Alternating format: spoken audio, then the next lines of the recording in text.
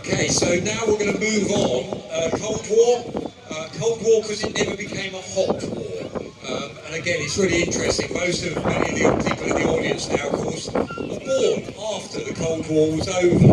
And yet, here we are, we're going through another period where, dare I say, it almost looks like new Cold Wars building up around the world. What we're going to be seeing now is some of that armour from that Cold War period, and a selection of it. Our Scorpion light tank. And again, it's interesting to think one of the original design specifications for the Scorpion was that it had to fit down the narrow rubber plantations, the difference between the rubber trees in Malaya, because we're starting the Cold War for Britain, end of empire. They're still thinking about how they're going to have to get vehicles around the world, air portable if need be, to fly them into trouble spots. So they want something that's air portable, light. In the 1960s, aluminium comes in as an idea for armour protection. We like the idea of aluminium because for the same thickness of armour, or slightly thicker, it will actually give the same protection but be lighter. And lighter vehicles, of course, therefore you can spend more time and energy on other parts of the vehicle. Now the Scorpion, those of you older blokes in the audience who might remember, that was the action and tank vehicle. It was given a 76mm medium velocity gun. And that is a gun fairly similar size to the Sherman in World War II. The medium velocity, the rounds come out about the velocity of 4. And they can fire a really interesting range of different projectiles. So they can fire smoke shells, they can fire canister bullets, they can fire infantry in the open, or they can fire scorched heads. It's got the Jaguar E-Type car engine there. It was the only engine powerful enough they could find to fit the vehicle. Now the second vehicle is the AMX-13.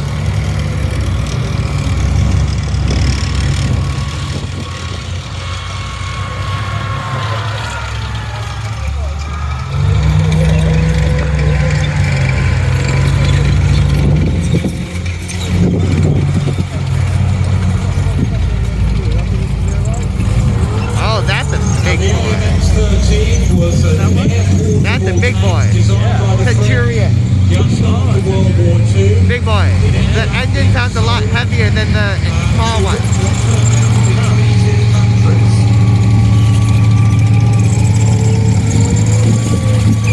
That's a T-55, I think. And then that's a Leopard. Leopard 1. Wait, what is it? I don't know. That's T-62 maybe?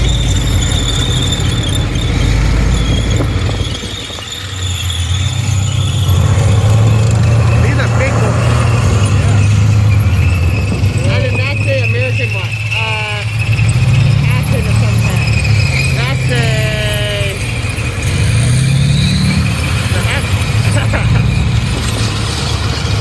Gunner trim off. So it's facing backwards. Elephant maybe? All the time.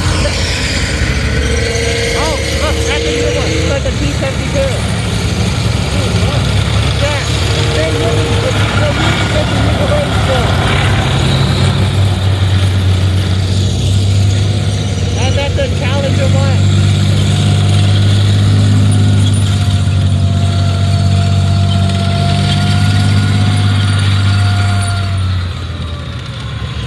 Yeah, so that T-72, they're still using that in these ranges. Yeah, you could probably like recognize it if you look at pictures. Wait, which one was the T-72? What? Which one's the T-72? The second to last one. So you realise I've given up commentating because there's no point. Might as well listen to all those lovely Indians driving around. Yeah, They were loud. big boy engine. Yes. They don't have any Abrams So here. if you can pick them out, the one with the French flag, AMX-13, AMX-13. portable, oscillating turret, what the range, you know that,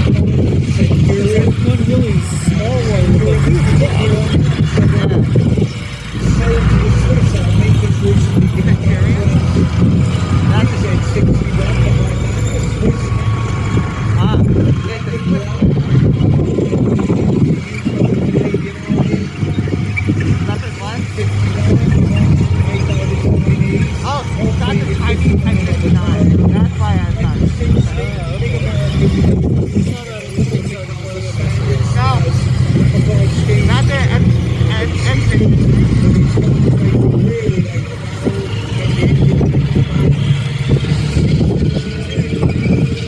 Wait, what did you say that one was? Challenger 1, bring up the rear. Challenger one to bring up the rear. Behind the T-72.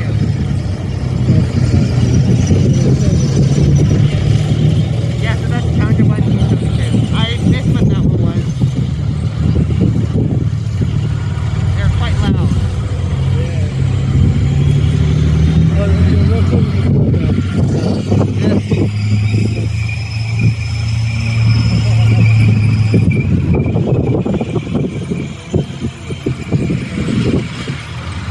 Yeah, you see the turret pretty quick.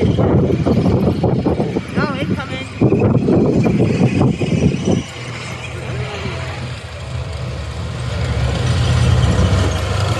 This is a light tank, by the way. Yeah. Oh, God.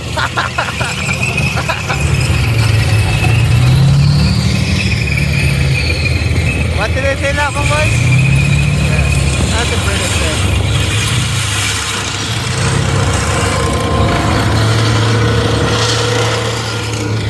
Oh, this one's super low. Yeah, T-72. Right.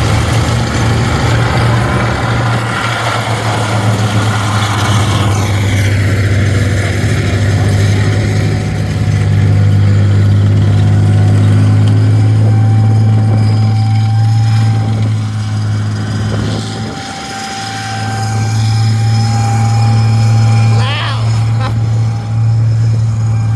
The loud boys.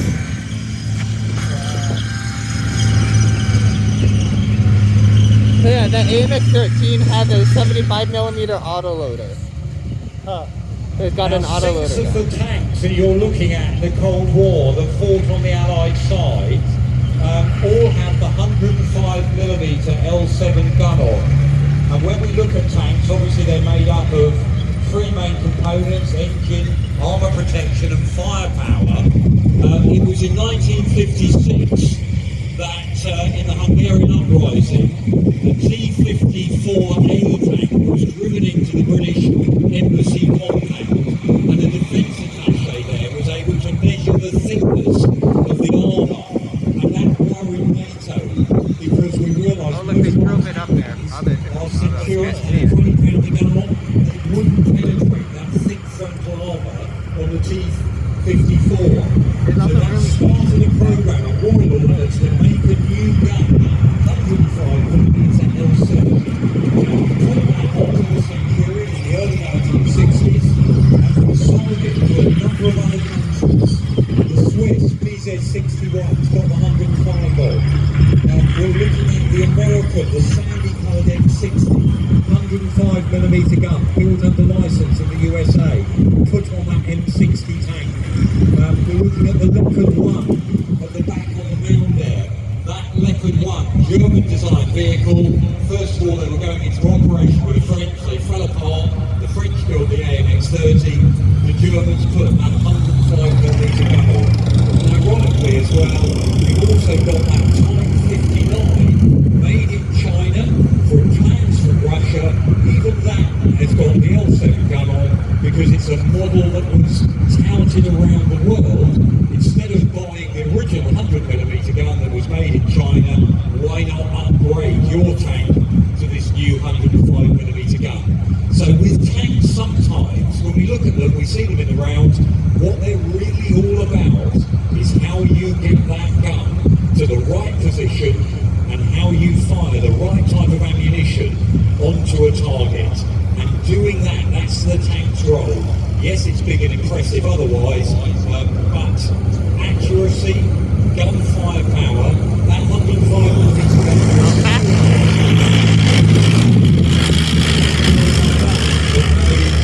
the American 103 tank production.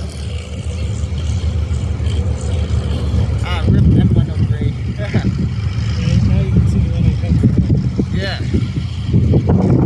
They've got the T-72 on the trailer. That's a 125mm. I mentioned earlier the Scorpion's got the engine in from the Jaguar E-Type Sport sports cars. The only engine they could find powerful enough that would fit at the front of the vehicle by the driver.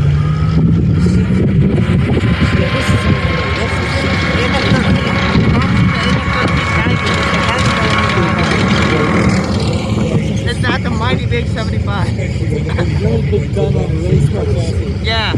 Like AMX 13, 26 countries. That was a white French tank driving around now.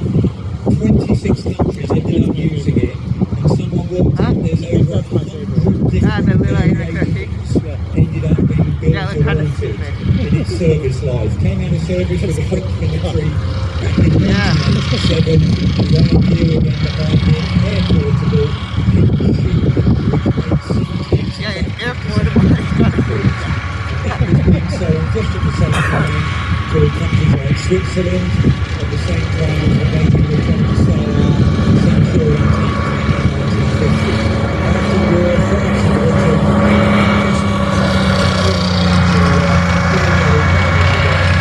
were almost like rivals selling kids around the world.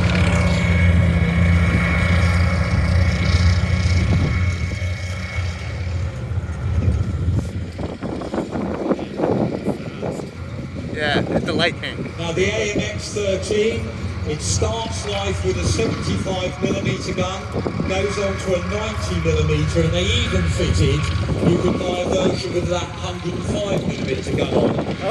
It has an oscillating turret. The gun is basically wedged into the top half of the turret, the whole top half of the turret can move up and down. The bottom half is a separate piece, and that means that because the gun doesn't move in relation to the roof, you can bolt an autoloader. It actually carries two 6-cylinder autoloader round cases at the top of that roof.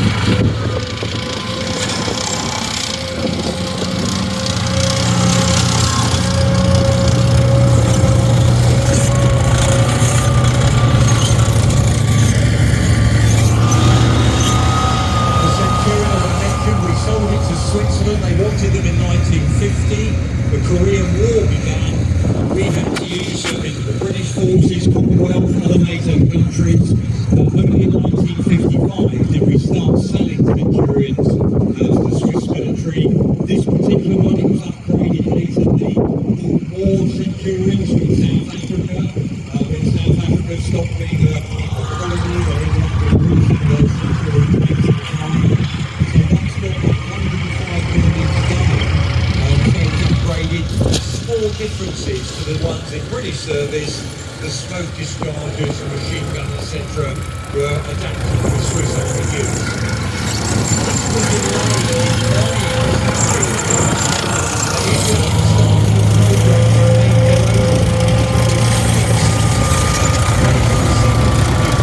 the PZ-61.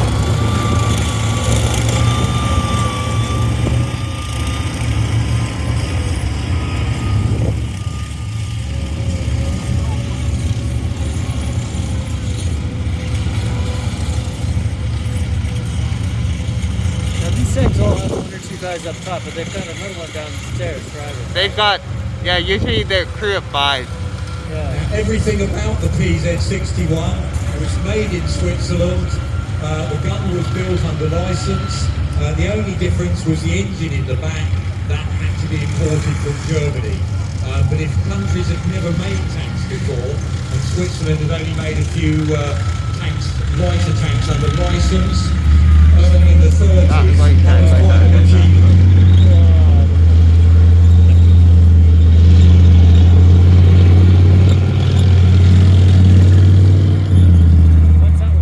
Leopard 1. Germany, after the Second World War, 1955, It's the West fast. German Bundeswehr is set up again for the first time. That's a post-war tank? Yep. Army. The first kit they use is mainly It's American really tanks. fast. Like, look at that thing go. Program with the French to build a new tank. The French and the Germans fall out. The French do the AMX 30. The Germans come up with a Leopard 1.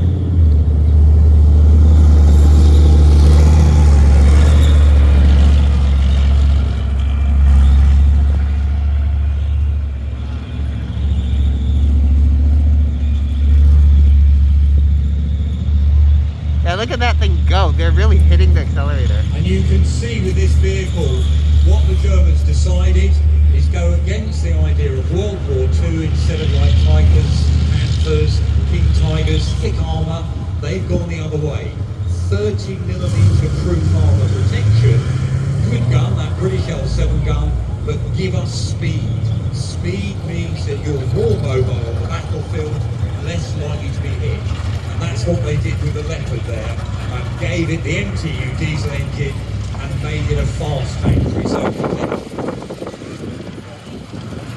Great example there, T-72, one of those tanks built as part of a family of vehicles out in the Soviet Union.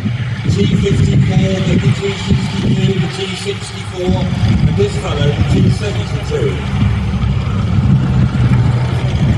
Yep.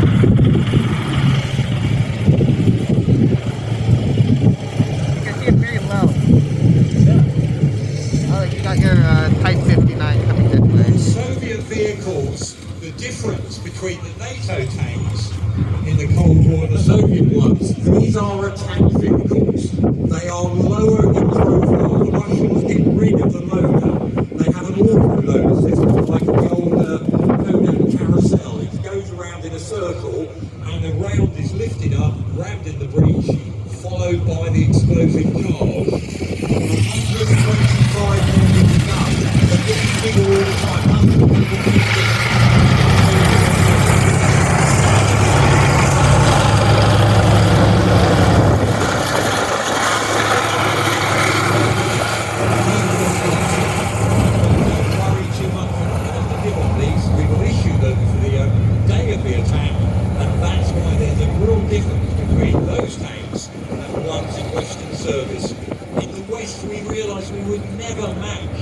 Soviet tank production, tank for tank in numbers, hence we tended to go for technologically more advanced tanks. How that would have happened if that Cold War had gone on, people have wargamed it, they've looked at the issues. There is a real threat from these Soviet tanks, even though individually there is a tendency for us to say, well, our tank's better.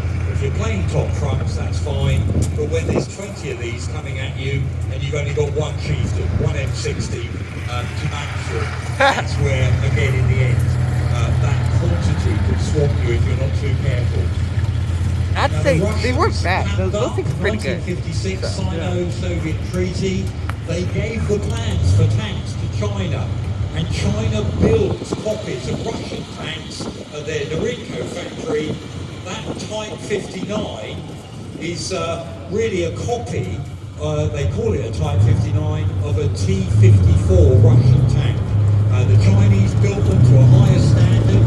They were very reliable, and they were sold all around the world. With the view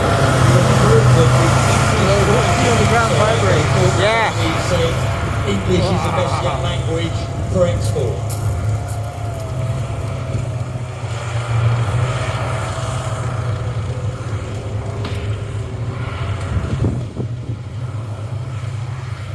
It's a good example of that Soviet frying pan shaped turret that's called.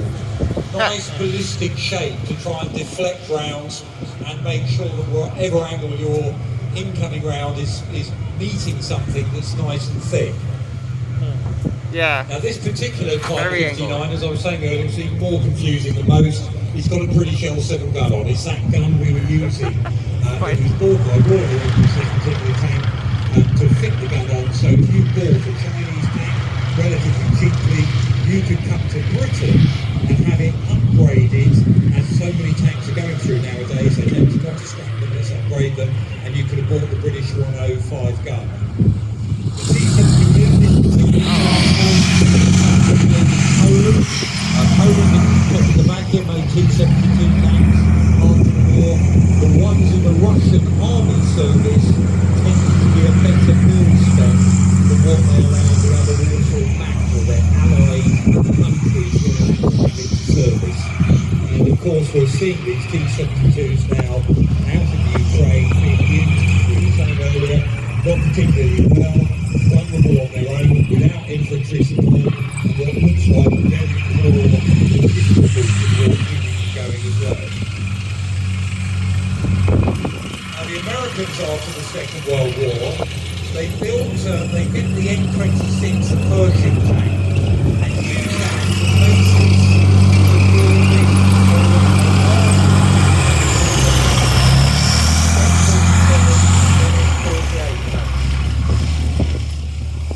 that's a big, heavy boy. Yeah. That's got like the commander's cupola. Yeah.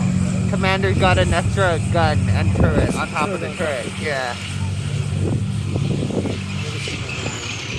Now with this version, the M60, basically that design process, the Americans basically just put a bigger gun on, a bigger engine, and thicken the armour. The vehicles just get bigger.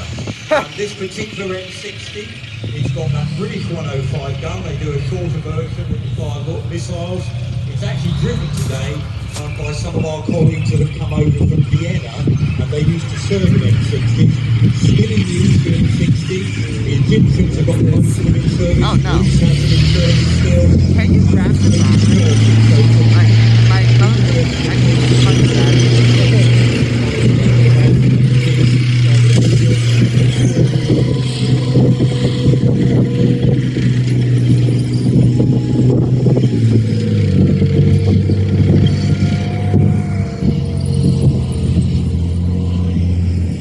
Britain's lesson from the Second World War, who went the other way to the Germans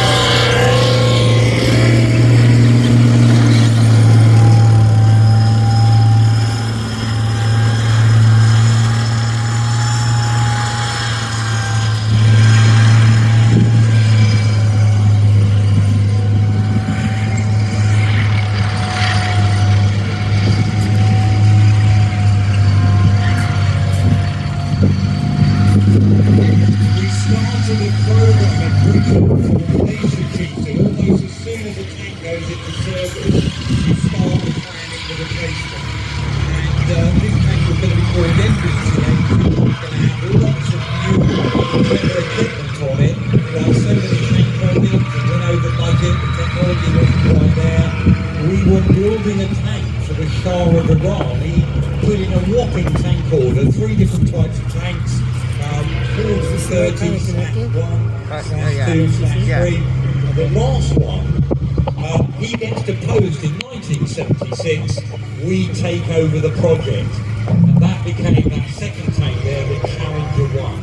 It's the first British tank to go into service with this new secret armour, chopper on it, radical new design, and it saw action in the first Gulf War. Nowadays, and we'll see it in a while, we've got a Challenger 2, the tank that replaced it at the beginning of the year 2000. Challenger 2 is in service today. Watch this space again, they're building Challenger 3 at the moment, the upgrade onto Challenger 2. So, back over to Steve, that's our Cold War vehicles. Over to Steve. Thank you very much indeed. David Willie, thank you.